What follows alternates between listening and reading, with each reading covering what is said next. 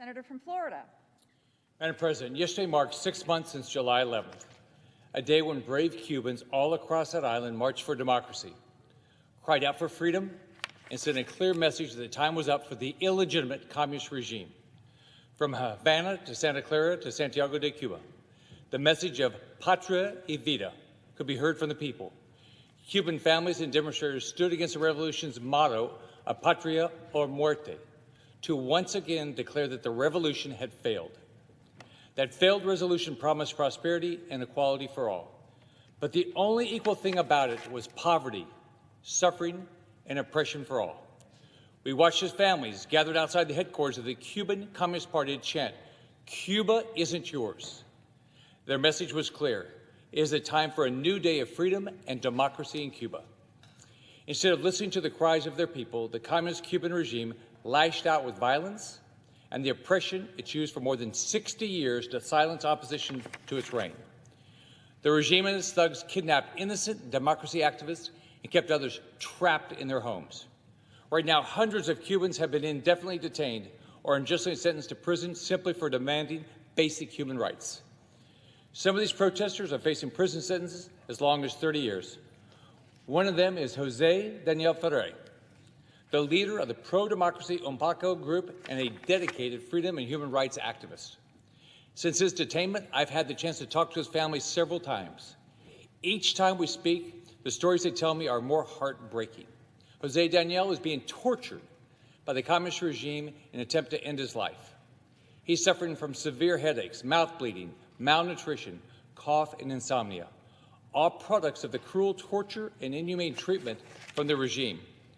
We can also think about Felix Navarro, another longtime freedom activist who helps lead a pro-democracy group on the island. He was arrested, not for demonstrating, but for asking police about the status of some of the members of his group who have been detained. Reports indicate even young teenagers are being detained indefinitely. Mr. President, the unjust imprisonment, beatings, and torture of the Cuban people is abhorrent. It's inhumane, and it cannot be tolerated. It is clear that these actions stem from the regime's paralyzing fear of the freedom movement spreading across Cuba. They are terrified that there is a new day of freedom on the rise for the Cuban people. So they resort to total oppression and silence any mention of independence or freedom. As the greatest beacon of freedom and democracy in the world, the United States must stand against the communist regime and with the Cuban people. I'm thankful that U.S. Assistant Secretary of State Brian Nichols recently called for the immediate release of the July 11th demonstrators.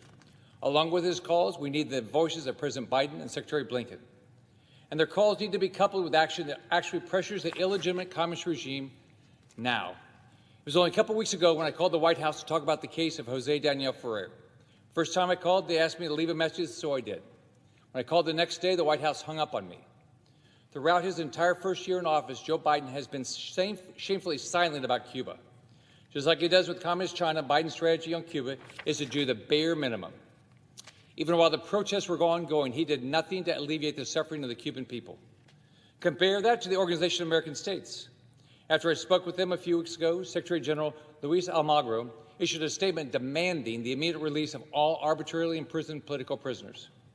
He expressed special concern for the well-being of Jose Daniel Ferrer and urged the Cuban regime to allow a humanitarian mission that can immediately verify the state and situation of political prisoners in the country. Why can't Joe Biden make that same request? Where is the president? He's had 6 months to help provide internet to the Cuban people, to help disseminate information, to help the freedom movement, but he's done nothing.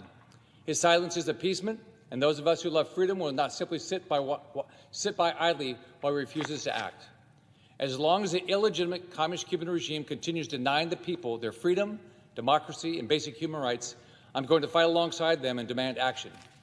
Mr. President, today the Senate can do something. Today, the United States Senate can pass a resolution honoring Cuban activists like Jose Daniel Ferrer, condemning the Cuban dictatorship's repression, and calling for the international community to stand with the Cuban people. I've introduced a resolution that does exactly that, and something everyone in the chamber should agree with. I'm thankful for Senators Marco Rubio and Mike Braun for co-sponsoring this resolution. I'm also thankful for Mario Diaz-Balart, Congressman Salazar, and Congressman Jimenez for introducing the companion resolution in the House. We must make sure our message to the Cuban people is clear. America has not and will not forget you. We have seen your bravery and courage. We have heard your calls for freedom. You have risked everything for the freedom of Cubans across the island. You are an inspiration to us all. Mr. President, I ask unanimous consent to address the Senate in Spanish. Without objection. Debemos estar seguros de que nuestro mensaje al pueblo cubano sea claro. Estados Unidos no lo ha olvidado ni lo olvidará. Hemos visto su valentía y coraje. Hemos escuchado sus llamados a la libertad. Ustedes han arriesgado todo por la libertad de los cubanos en toda la isla. Son una inspiración por todos nosotros.